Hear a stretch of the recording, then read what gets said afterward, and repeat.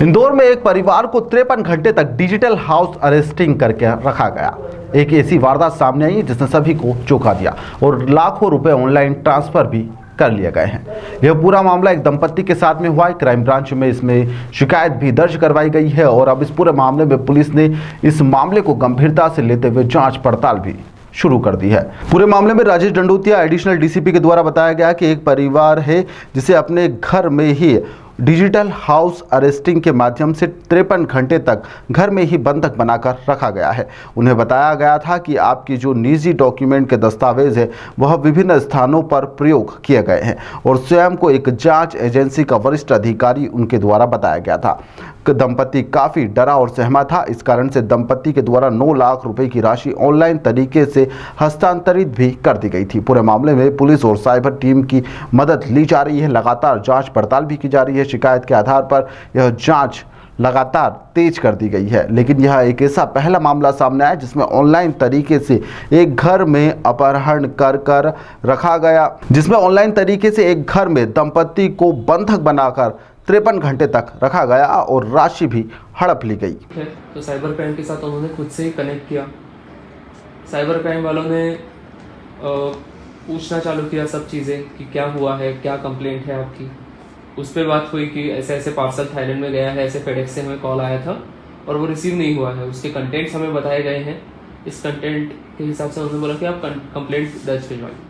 हम लोग तो वही सोच रहे थे कि ये कंप्लेंट सिर्फ रजिस्टर हो जाएगी और बात खत्म हो जाएगी, बट वहाँ से उन्होंने आधार कार्ड आईडी मांग लिया, जस्ट नंबर। आधार कार्ड आईडी से उन्होंने चेक किया, कहीं पे तो वॉकी टॉकी टाइप्स बात हुई, कहीं पे हेडक्वार्टर से बात हो रही है ऐसे। तो हेडक्वार्टर से रेड अलर्ट आया कि ये आधार कार्ड आईडी किसी फ्रॉड में लिंक्ड है करके। तो उन्होंने वहीं पे मुझे रोका। उन्होंने बोला कि साइबर क्राइम का तो है ही, पर सीबीआई को हम ट्रांसफ़र कर रहे हैं कॉल। सीबीआई को ट्रांसफ़र किया कॉल, तो सीबीआई वालों ने बोला कि आपका आईडी लिंक्ड है मनी लॉन्ड्रिंग के केस में, जिसके अकाउंट का HDFC का कोई आपका अकाउंट है जो भी मेरा नहीं था। उनको वो भी बताया कि मेरा अकाउंट नहीं है, तो बोले कि शायद से आपका जैसे ही यहाँ पे आधार कार्ड लिंक हुआ है वैसे ही आपका कहीं से आपका आधार कार्ड उन्होंने ये करके फ्रॉड करके कहीं से अकाउंट ओपन किया है HDFC में, और वहाँ से ट्रांजैक्शन हुए हैं 16 करोड़ के रिसेंटली लास्ट महीने में। फिर धीरे धीरे उनसे बात जब से हो रही थी, उन्होंने बोला कि ऐसा है कि आपको आना पड़ता है फिजिकली, उसके बिना आगे कंप्लेंट नहीं बढ़ेगी। अगर आप नहीं आ सकते हो तो स्काइप आईडी पे हम लोग कंटिन्यूस आपको मॉनिटर कर सकते हैं। अगर आप चाहते हैं तो हम लोग वैसा करते हैं। तो हम मुंबई जा नहीं सक रहे थे, तो हमने बोला ठीक है स्काइप आईडी पे जाते हैं।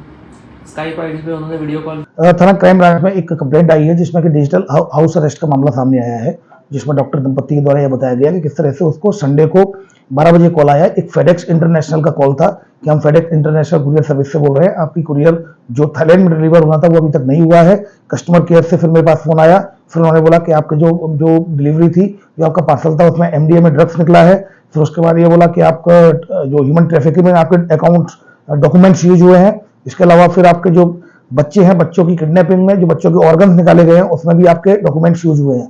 इस पर से उनको थ्रेट करते हुए लगभग 53 आवर्स तक उनको डिजिटल हाउस अरेस्ट रखा और 8.5 लाख रुपए की धोखाधड़ी कर ली गई। फिलहाल क्राइम ब्रांच ने इंक्वायरी रजिस्टर करके इसमें जांच शुरू कर दी है। आरोपियों को आइडेंटिफाइड किया जाकर जल्दी गिरफ्तारी की जाएगी। जैसा कि मैंने बताया, डिजिटल हाउस अरेस्टिंग थी एक प्रकार की। इसमें जो वीडियो कॉल करके, स्काइप आईडी से वीडियो कॉल करके उनको लगभग 53 घंटे तक डिजिटल हाउस अरेस्ट रखा।